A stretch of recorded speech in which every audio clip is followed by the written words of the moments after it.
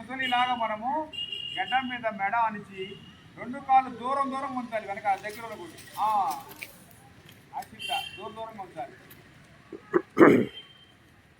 ముందుకు చూడాలి. నోట్లా ఇది మకరాసనము అంటారు. ఏమాసనము? నిదానంగా పైకి లేండి.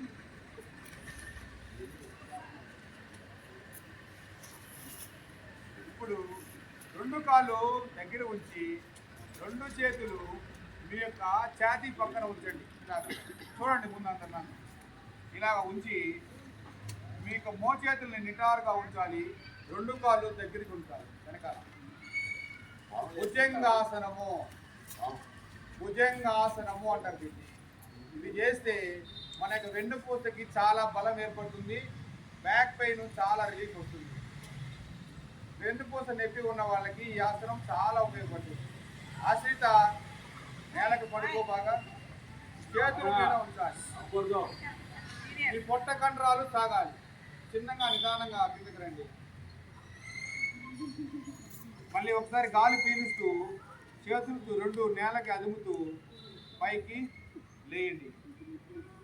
రెండు కాళ్ళు దగ్గర ఉండాలి. వెనకాల దగ్గర ఉన్నప్పుడే ప్రెషర్ అనేది మన పొట్ట మీద ఉపయోగపడుతుంది.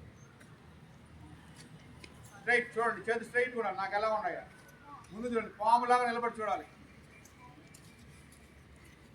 నిదానంగా కిందకి రండి.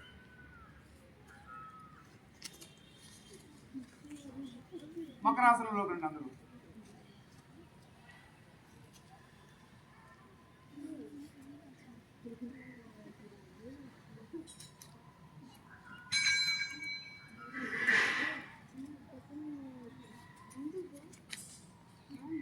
నిదానంగా పైకి లేండి.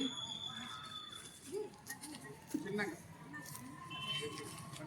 అంటే ఇప్పుడు వెనక్కి తిరిగి పడుకొని చెప్పిన తర్వాత కనపడుతుంది. ఇప్పుడు అలాగే వినండి వినండి. మకరాసనంలో అందరూ మకరాసనంలో